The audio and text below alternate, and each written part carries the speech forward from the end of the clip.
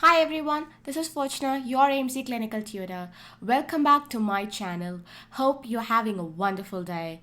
I have received many inquiries as to what books should we read for the AMC clinical exam and how to prepare for the exam. At times, some people might give you extensive lists which might seem daunting even before we start. So, I thought I could make a video on that topic which would be useful for the very beginners, those who are at the start line and have not yet started preparing, as well as others who have tried other ways and are looking forward to be done with this exam once and for all. As my list could still give you the jitters at the beginning, I have also elaborated on how to get the best out of them. These are the only books I read, and this is how I read them. So, let us start. So, we'll start with John Murdoch first. So, this book is purely based on complaints. For example, you have chapters based on chest pain, sore throat, or dysmenorrhea, etc. And inside those chapters, you have differentials. So the very first thing you'll come across will be a box of the most important differentials and that which you're not supposed to miss. And then you have key questions. So the questions on about how to elaborate that presenting complaint, as well as the key questions to rule out the various differentials. And then that will be followed by physical examination. So you have the general physical examination for that complaint. For instance, in chest pain, what examination are you required to do? Or for example, in sore throat, what examination you required to do? Plus, the examination findings to rule out your different differentials as per the presenting complaint. And then you have your investigations. So you have the general investigations for that presenting complaint, the important ones, plus the specific investigations to rule out the differentials you have had. And finally, you have the various cases under that presenting complaint. Like for instance, a person with chest pain. So you have cases of myocardial infarction, your esophagitis, pneumothorax, pulmonary embolism, and so on. So cases with management. So along with your investigations and specific management for that particular diagnosis. So the next book we will move on to will be the physical examination. So what books and what resources you're supposed to use for that physical examination. So first and foremost, we are concerned with Tally O'Connor. So that's a book of clinical examination. Now this book has complaint-wise examination as well. For instance, a person with gynecomastia, what should you examine? Or with hyperthyroidism. And as well as general system-based examination. For example, you have your cardiovascular system. So how about to go about with the cardiovascular examination, or your respiratory system, your gastrointestinal system, and so on. And then the next resource you can use will be your YouTube videos. So please search for AMC Clinical Physical Examination videos. I shall share the link for that video down in the description section, as well as you can search for Geeky Medics. So we'll share the links for all the above resources in the description section below. But you always have to practice. So even though you have many resources, physical examination is one where you have to keep on practicing again and again and again.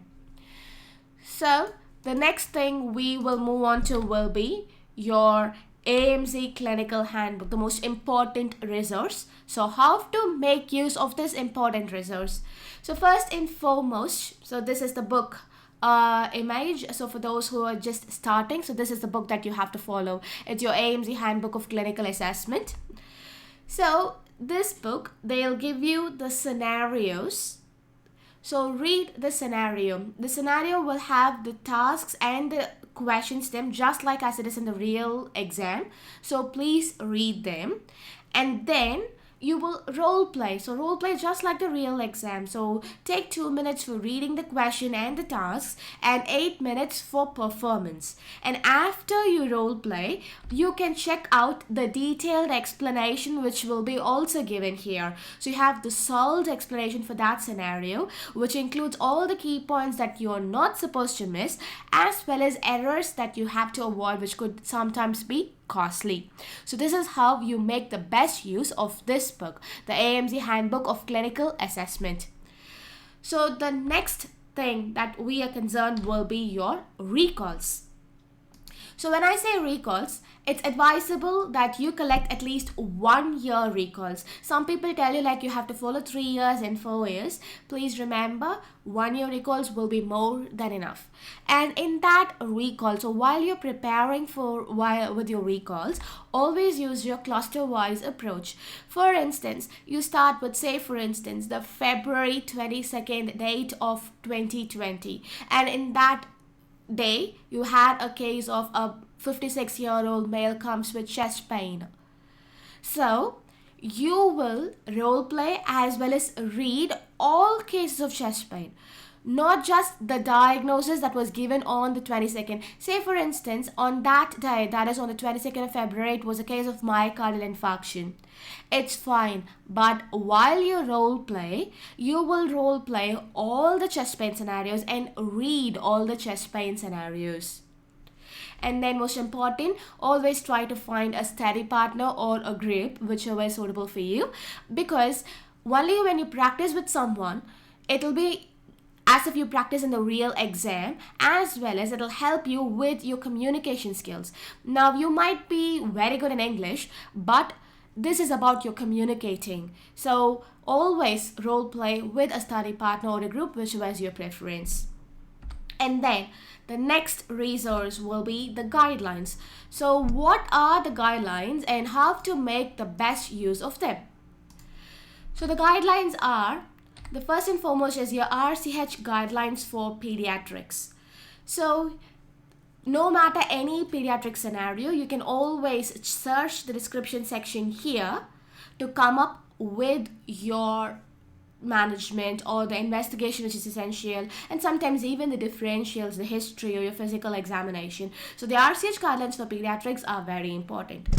And then you have your RACGP guidelines. So this is your general practitioner guidelines. So all your adult scenarios, your medicine, surgery, obstetrics and gynecology, your psychiatry, so all your adult scenarios, you can always find your investigations or your management, the up-to-date management as per the RACGP guidelines. And finally, another resource which you can use will be your ONG guidelines resource. So for that, we use the King Edward Memorial Health Resource Guidelines. So that's for your obstetrics and gynecology. So you can click on all these links. So these are the various guidelines that are followed in Australia. But please bear in mind that management is not that important as far as the AAMC clinical exam is concerned, but this is just to give you a better idea on how to approach a scenario. It also includes your physical examination and investigations, so you can always check out these guidelines if you're in doubt. And that brings us to the end of the list. Like I said at the beginning, this list could still be a bit daunting, but please remember, you are not going to read them from page to page. Only what has been asked in the exam for the past 1 year. And you're going to use them as guides for your recalls.